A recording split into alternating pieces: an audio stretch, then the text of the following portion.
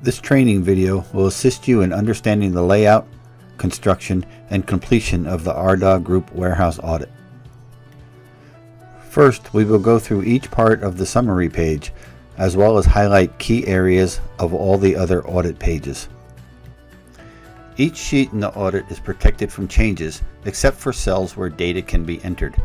These areas are usually highlighted with a gray color, and entering data will remove the gray color. The only cell that must be entered on the cover sheet page is the date of current inspection. This date will be used to complete the due date on the Action Register tab. The score and the points are automatically calculated based on the number of nonconformances and their point value. There is a guide to the scoring system in the Notes tab. At the bottom of the cover sheet page is a place for general comments. The Summary tab is filled in automatically with the exception of the auditor's comments as the audit is completed. The first box shown here shows a running tally of the audit score. The score of 853 is the highest possible score currently achievable in the audit, and at the start of the audit will match the score in cell B12, which is highlighted in bold. The left side of the page shows the different sections of the audit.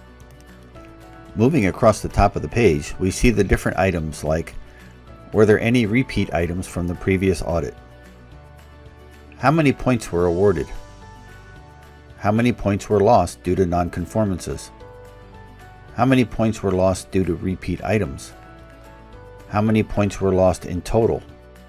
And were the points lost for minor, major, or critical items? Moving to the right side of the page, we see three columns intended to help the auditor ensure that no questions were missed. This is one reason that the auditor must ensure that all drop-down boxes in the audit contain a C for compliant or an NC for non-compliant. At the bottom of the page are the instructions for completing an audit. Items to note are: number 1, has a clear all data macro that will delete all information from each tab and ready the sheet for a new audit. The number 5 macro button will take all of the non-compliant questions and copy them to the Action Register along with all the point values. This button should be pressed only after the audit is complete.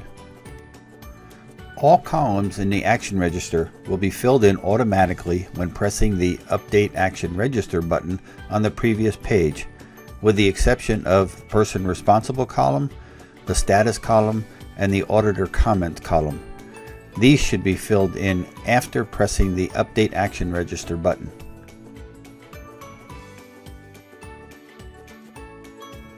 All numbered tabs are the actual audit tabs. We will go through some entry shortcuts now.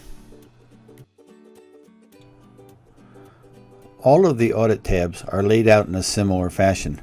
The important parts for the auditor are the title, also called the question details on other tabs, the compliant or non-compliant section, and the repeat section. The repeat question is asking, is this a repeat item from the previous audit only? The last section is the auditor comments. All other sections are completed automatically. The last column is called the helper column, and it is used for filtering only and is not used for the audit process. Here you can see by selecting the NC, non-compliant, from the drop-down how the lost points, total lost points, and the major columns are all filled in automatically. Notice that the total lost points are at 5 points. Now if you go back and change repeats to yes, the points lost to repeats now shows 5, and the total lost points changes to 10. This is due to the fact that any repeats cause the points to double. It will assist the auditor if comments are added as you go along to help in not losing track of why a non-compliant was issued. Hopefully, most items in the audit will be compliant, so we will show some different ways to make entering redundant information quicker. You can certainly enter it one drop down at a time if you are more comfortable with this.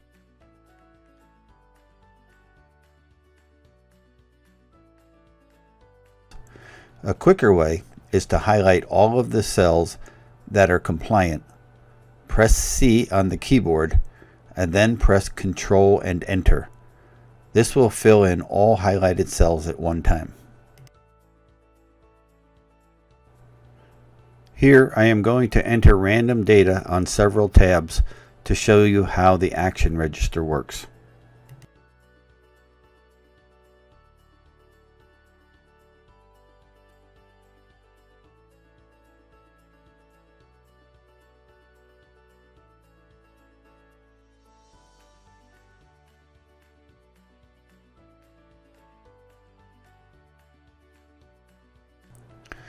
I am letting this run to show you that your screen may do some strange things while the action register is updating.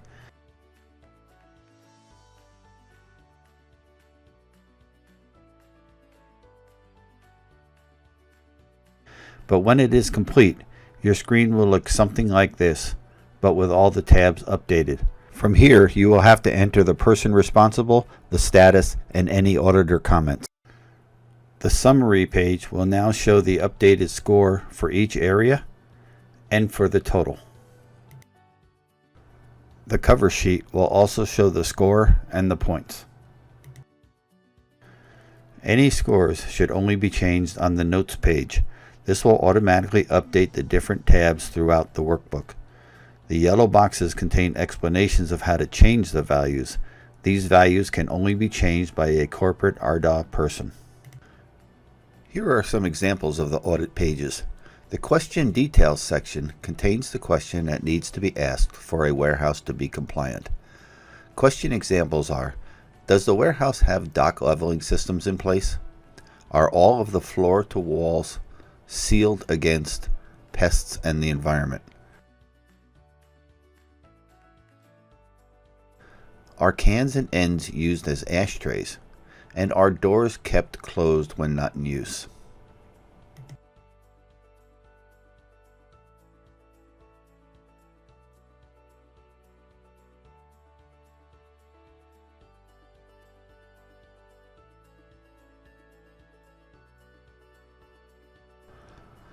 Here is a view of what happens to the audit summary page when the Clear All Data button is pressed.